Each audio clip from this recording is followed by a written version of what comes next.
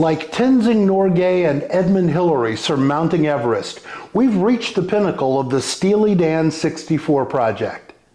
Over the past several videos, I've been sharing my personal ranking of the 64 songs released by the legendary musical partnership known as Steely Dan during their classic period from 1972 to 1980.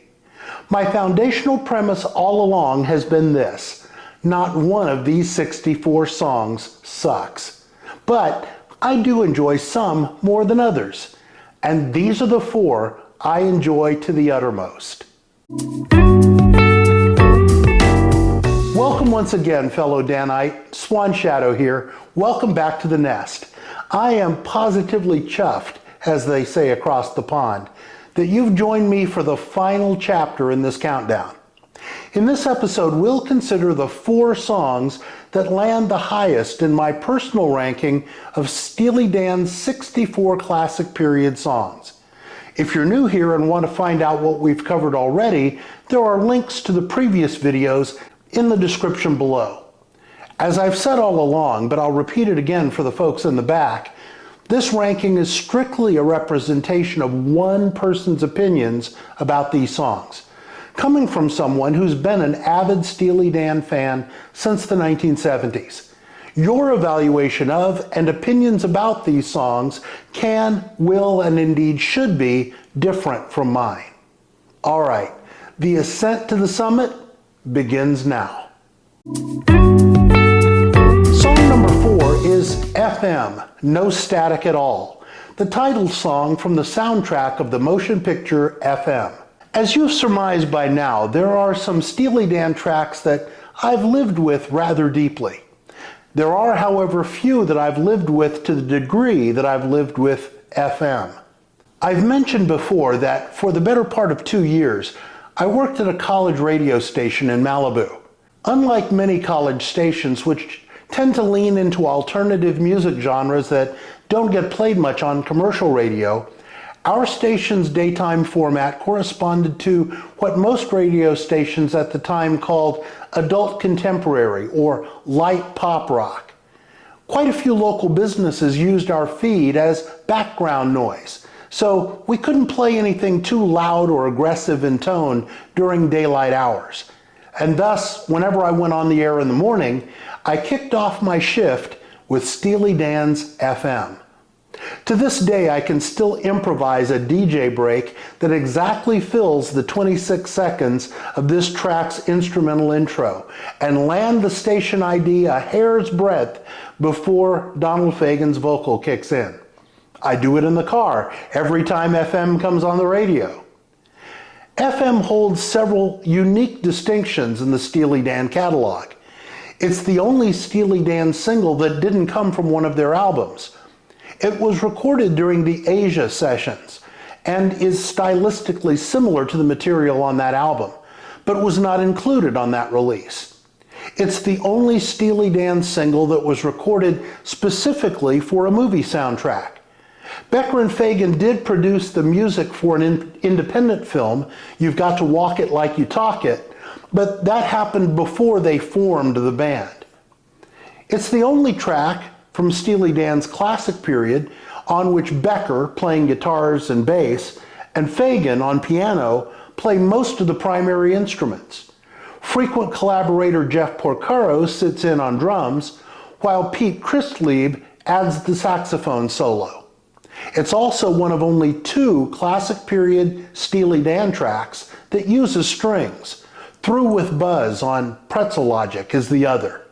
Worthy of note, 3 members of the Eagles, Timothy Schmidt, who made guest appearances on several other Steely Dan tracks, Don Henley, and Glenn Frey, chime in with backing vocals here.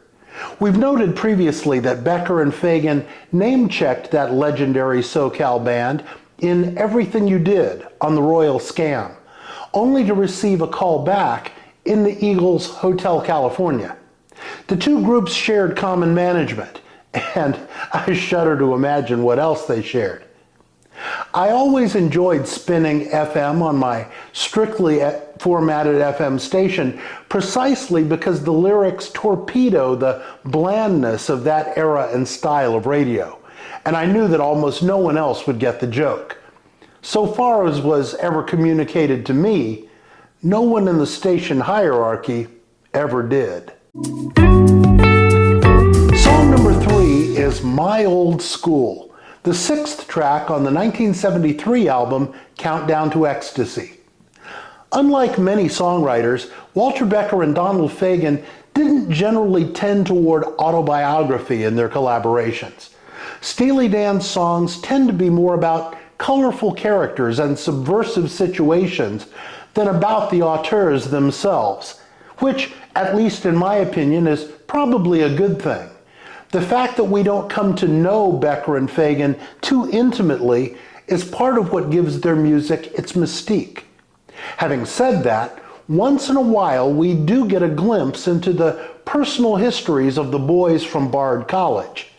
It happens in Ricky Don't Lose That Number and Barrytown on Pretzel Logic, and it happens most famously in this cut from the album immediately preceding that.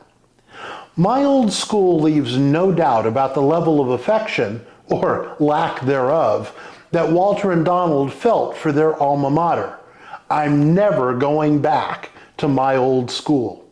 The song alludes to an incident in which Becker, Fagen, and others got arrested for marijuana possession, thanks to the efforts of a Dutchess County prosecuting attorney who would later go on to much greater infamy in the political world, G. Gordon Liddy, referred to in the lyrics as Daddy G. We get shout-outs to Annandale, aka Annandale-on-Hudson, the upstate New York town where Bard is located.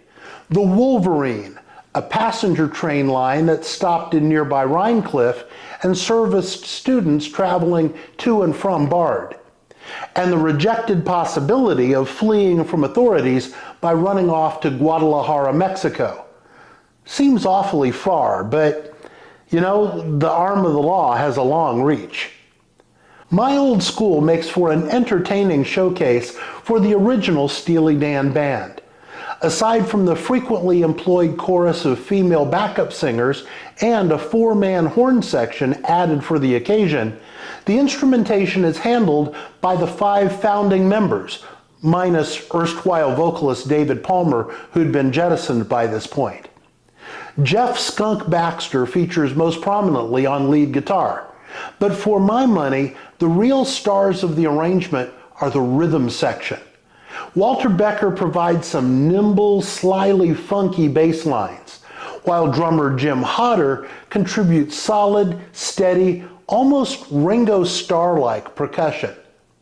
Altogether, My Old School stands out as both an iconic creation of its time. Man, there were a lot of horn-playing rock bands in the early 70s. And a prophetic statement about the jazzier path Steely Dan would take in the future. At the same time, it's just a perfectly crafted, flat-out fun pop rock number that takes us ever so slightly behind the curtain for a peek at the 2 men driving the train. It ranks this highly in my countdown for all of these reasons. My Old School is as fine a piece of work as the original version of the group ever came up with, which is why it's the only track from the first 2 Steely Dan albums, the only ones to feature that founding band, in my top 10. Song number 2 in my countdown is Deacon Blues, the 2nd track on the legendary 1977 album, Asia. If music can be described as glossy, then Deacon Blues is glossy. It shimmers and shines in a way that almost feels visual, even though the experience itself is entirely auditory. Perhaps more than any other single track in the Steely Dan catalog, with the possible exception of its album mate, the title tune Asia. Deacon Blues represents the fullest realization of the Becker-Fagen aesthetic. This is that thing, for lack of a more effective word, that the duo had been driving toward since the beginning of their collaboration, and with stronger force since their disassembly of the core band post-pretzel logic. Like FM, which it greatly resembles, right down to the Pete Christlieb tenor saxophone solo, Deacon Blues feels very much lived in for me personally. The imagery of a man coming to grips with the intangibility of his hopes and dreams resonated powerfully with me when this song first hit my turntable. It was a thing, kids. Look it up. The teenage angst of my early college years fit right alongside the midlife crisis vibe. I listened to Deacon Blues frequently during that period, and by frequently, I mean several times back to back on days when I felt the yearning. As Steely Dan songs go, Deacon Blues feels more transparent and accessible than many. The lyric dances through plenty of Becker and Fagen's signature obtuse wordplay. But even when the references seem muddled, is Deacon a shout out to the Wake Forest Demon Deacons or to NFL Hall of Fame defensive end David Deacon Jones? Hint, it's the latter. The thematic thread remains crystal clear. Doubtless, this played some part in the tune's chart success. It climbed to number 19, there's that number again, on the Billboard Hot 100, making it the 5th Steely Dan single to hit the top 20. Part of what makes Deacon Blues so compelling for me is the rich musical tapestry over which Fagen and the female backup vocalists, that ineffable trio of Vanetta Fields, Clyde King, and Shirley Matthews once again, weave their story. Longtime sideman Victor Feldman opens the proceedings on electric piano. Three superlative guitarists, Larry Carlton and Lee Ritenour on electric, Dean Parks on acoustic, counterbalance a smooth as satin Tom Scott horn chart. Becker on bass and drummer Bernard Pretty Purdy lock down an easy swinging rhythm. It all just melds like a perfectly grilled ham and cheese sandwich. I've already mentioned the Pete Christlieb sax solo. At the time of this session, the Bard brothers only knew Christlieb from his work in the house band on The Tonight Show. The veteran jazz man came into the studio and laid down 2 improvisational runs, a rarity in working with the persnickety Becker and Fagen, who were notorious for demanding endless retakes before finding one acceptable. Christlieb's second shot at the solo is the one that appears on this recording. So yeah, I love Deacon Blues. Love, love, love Deacon Blues. Why then is it number 2 in my rankings instead of number 1? Because number 1 has many of the same benefits, but it also adds one key element that makes it an exceptional track. You already know, assuming you've been keeping tally, what number 1 is. The number 1 song in my personal ranking of the Steely Dan 64 is Kid Charlemagne, the opening track on the 1976 album The Royal Scam. We've counted upward through 64 classic tracks to reach the pinnacle of the Steely Dan catalog. As I've said throughout this project, not a single one of these 64 songs sucks. Half or more of them stand among the finest recordings made during the rock era. Any of the final 7 or 8 that we've covered in this ranking could easily merit consideration as number 1. Indeed, among the seemingly infinite iterations of this list that I devised on my path to this point, each of the top 7 landed in first place at least once. So why did Kid Charlemagne finally end up on top? My glib response, 2 words: Larry Carlton. But there's so much more to it than just that. Kid Charlemagne is, as is generally well known by this late date, based on the activities of a guy named Augustus Owsley Stanley III, nicknamed the Bear, who worked as a sound technician for rock bands, most notably the Grateful Dead, in the 1960s and early 1970s. when not designing and maintaining high-powered audio systems, and according to legend, co-creating the Dead's now familiar skull and lightning bolt logo, Stanley was in his bathroom laboratory cooking up high-powered LSD. He quickly gained renown as a purveyor of quality acid, becoming the preferred provider of same to musicians and other celebrities in the psychedelic scene.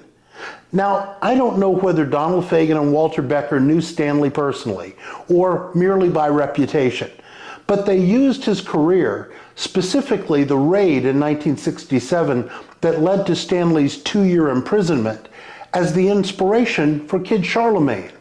They weren't the first, incidentally. The Grateful Dead songs Alice D. Millionaire and Truckin', Frank Zappa's Who Needs the Peace Corps, and the Jefferson Airplane's Mexico either allude to or specifically mention Owsley Stanley. All four precede Kid Charlemagne by several years. The narrative of a drug kingpin riding high until it all goes sideways provokes some of Becker and Fagen's most memorable lyrics. Did you feel like Jesus? Did you realize that you were a champion in their eyes? On the hill, the stuff was laced with kerosene, but yours was kitchen clean. Everyone stopped to stare at your Technicolor motorhome. And of course, perhaps the most quotable Steely Dan couplet of all. Is there gas in the car? Yes, there's gas in the car. It's stunning storytelling, even from two scribes supremely skilled in weaving wicked tales. But then we have to talk about the music, which means that, yes, we have to talk about Larry Carlton. Can I say that Carlton's incredible guitar solo on Kid Charlemagne is the greatest guitar solo in the history of recorded rock? Probably wouldn't go that far, though I'm struggling to come up with all that many better candidates. There is, however, an undeniable genius to Carlton's effort, a constantly shifting fusillade of jazz chords and progressions that somehow fits perfectly within the context of a rock song. A straight-ahead pop rocker propelled by a funky, almost quasi-disco undercurrent. And yet, Carlton brings the full weight of his prodigious fusion chops to this solo without it feeling out of place for so much as a single note. I listened to Carlton's playing on Kid Charlemagne a couple dozen times during the course of this project. Thanks to YouTube, I was even able to listen to it in isolation from the rest of the track. I never got bored with hearing it. With every pass, I could hear some nuance or technique that I'd never picked up on before. For example, did you ever notice that Carlton plays the last few notes of his solo by tapping the strings on his guitar's fretboard, the style that Eddie Van Halen would make famous years later? Sheer brilliance. Equally brilliant is the way the other musicians line up to support what Carlton is doing. In particular, the rhythm section of Chuck Rainey on bass and Bernard Purdie on drums digs into the groove so snugly that you couldn't pry him out with a crowbar. The electric keyboards, a collaborative effort involving Fagen on organ, Don Grolnick on the Fender Rhodes, and Paul Griffin on clavinet, alternatively push forward and swirl underneath, but never get in the way. And Fagen, with stellar support from his cast of backing singers, delivers one of his most gleefully sardonic vocal performances ever. The result is a quintessentially Steely Dan track that isn't stereotypical Steely Dan, if that makes sense. Kid Charlemagne forms, I believe, the nexus between what Becker and Fagen had been doing from the very beginning. This song fits just fine alongside early Steely Dan numbers like Reelin' in the Years, and what the collaboration would morph into from this point forward. It's an ideal blend of Steely Dan's past and future, plus a metric boatload of Larry Carlton. That's why Kid Charlemagne wins the grand prize trophy in the Steely Dan 64 project. So that's it then. 64 amazing songs ranked as I hear and feel them. How did your own ranking turn out? I presume you were at least mentally doing your own ranking for the sake of comparison. What song earns your number one spot in the Steely Dan 64? I hope you've enjoyed your journey through this magnificent musical catalog along with me. If you've missed any of the previous episodes, you can check them out using the links in the description below. If you like what you've heard, I would deeply appreciate it if you'd please take a second to tap the thumbs up and like this video. And why not subscribe to the channel and punch that notification bell? Each of those actions helps boost us with the YouTube algorithm, which ultimately will make it easier for other fans of this music to find their way here. Again, my sincere thanks for your participation. Until I see you again, be well. Stay steely, and hey, is there gas in the car? Yes, there's gas in the car.